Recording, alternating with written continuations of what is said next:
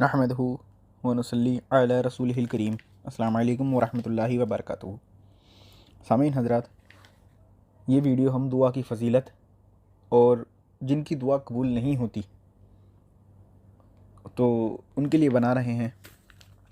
तो इससे मैं आपके सामने अर्ज़ करता हूँ कि हुज़ूर अलैहिस्सलातु वस्सलाम ने अहादीस मुबारका में फ़रमाया कि बंदे की दुआ 3 बातों से खाली नहीं होती।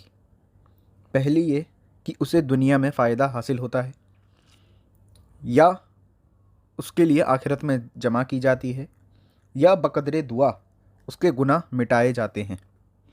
यानी कि 3 चीज़ों में से एक चीज़ ये होती है, इसकी दुआ जो है वो खाली नहीं होती, वो बेकार नहीं जाती। इस हदीस शरीफ को सुनन तिरमिज़ी में हदीस नंबर 3607 नंबर के तहत नकल फरमाया गया है। इसी से मिलती जुलती एक और हदीस शरीफ जो कि अल मुस्तदरक में मौजूद है, हदीस नंबर 1862 पे, वो ये है कि एक रिवायत में है, मोमिन यानी कि जब आखिरत में अपनी दुआओं का सवाब देखेगा जो दुनिया में यानी कबूल नहीं हुई थी, तमन्ना करेगा कि काश दुनिया में मेरी कोई दुआ कबूल ना होती और सब यहीं यानी आखिरत के वास्ते जमा हो जाती। यानी कि रोज़े महशर जब वो अपनी दुआओं को देखेगा जो उसको सिला उस वक्त आखिरत के दिन दे रही होंगी, तो ये तमन्ना करेगा कि काश कि मेरी कोई दुआ जो भी मैंने करी दुनिया में वो कबूल ही ना हुई होती और वो रोज़े महशर मुझे ऐसे ही फ़ायदा पहुँचाती। इससे पिछली वाली हदीस का भी मैंने आपको बताया और इस हदीस शरीफ से भी हमें बहुत सी बातें समझ में आती हैं। इसी के साथ साथ कुरान पाक में सूरह मोमिन में भी मौजूद है कि मुझसे दुआ करो मैं कबूल करूँगा। यानी कि अल्लाह तबारक व तआला से दुआ करनी चाहिए, वो बेशक कबूल करने वाला है। इससे ये भी साबित होता है कि अल्लाह तबारक व तआला से हमें हमेशा दुआ करते रहना चाहिए, क्योंकि दुआ कभी खाली नहीं जाती और ये हुक्म कुरान पाक में ही मौजूद है। हुज़ूर अलैहिस्सलातु वस्सलाम भी हमेशा दुआ करते रहा करते थे। तो जब आप दुआ करेंगे तो इससे हुक्म इलाही पर भी अमल होगा और साथ ही सुन्नत मुस्तफ़ा अलैहिस्सलातु वस्सलाम पर भी अमल होगा। इसके बहुत से फ़ायदे हैं और इताअत रसूल भी आप करेंगे। अब आगे ये देखते हैं कि कुछ लोग ऐसे होते हैं कि कबूलियत दुआ के लिए जो है ना वो बहुत जल्दी करते हैं। यानी कि आज दुआ मांगी वो चाहते हैं कि कल पूरी हो जाए, या अभी दुआ मांगी और 5 मिनट एक मिनट या अभी हाथ के हाथ ही वो दुआ कबूल हो जाए। और अगर ऐसा नहीं होता है, उनकी जो एक्सपेक्टेशंस होती हैं कि अब तक दुआ कबूल हो जानी चाहिए थी, जो डीलिंग वो सोच रहे होते हैं कि हमने डील कर ली है दुआ करके, अब तक तो हुआ नहीं ऐसा, दुआ कबूल मेरी नहीं हुई है, वो अल्लाह तबारक व तआला से शिकायत करते हैं। शिकायत इस मायनों में करते हैं कि कहते हैं कि पता नहीं कौन सा गुनाह हो गया कि मेरी दुआ कबूल नहीं हुई, या और भी दूसरी शिकायत करते हैं कि इतने दिनों तक मैंने पढ़ा, इतने दिनों तक मैंने दुआ करी, लेकिन कोई फ़ायदा हासिल ना हुआ, माज़अल्लाह रब्बिल आलमीन। इस बारे में सुनन तिरमिज़ी में हदीस शरीफ मौजूद है, 3608 नंबर हदीस अगली वाली। वो क्या है कि हुज़ूर अलैहिस्सलातु वस्सलाम फरमाते हैं कि तुम्हारी दुआ कबूल होती है जब तक जल्दी ना करो कि मैंने दुआ की थी कबूल ना हुई।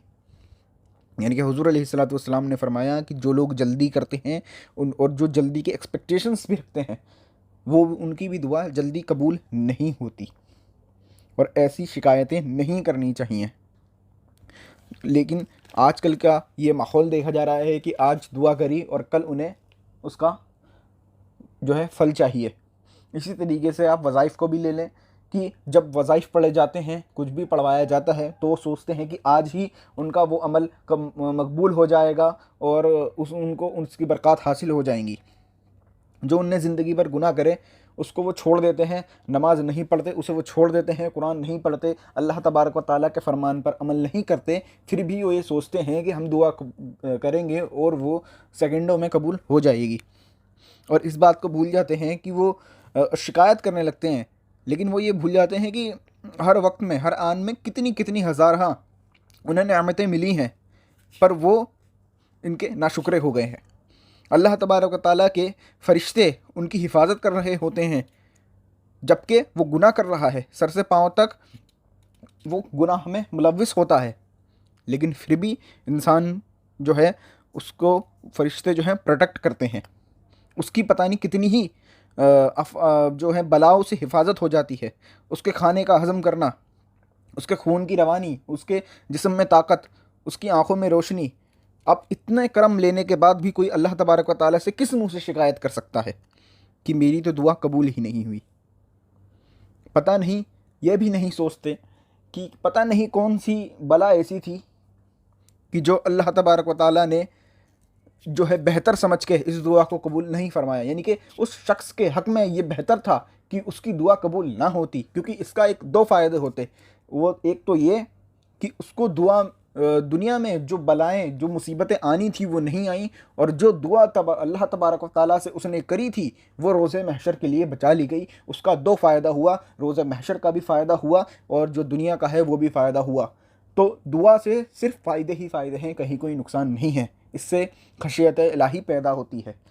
तो मेरे भाइयों और बहनों, अल्लाह तबारक व ताला से दुआ मांगा करो और उससे दुआ जल्दी कबूल होने होने ना होने की शिकायत ना किया करो, क्योंकि दुआ कबूल होना भी तुम्हारे हक़ में बेहतर है और दुआ कबूल ना होना भी तुम्हारे हक़ में बेहतर है। अस्सलामु अलैकुम व रहमतुल्लाहि व बरकातहू।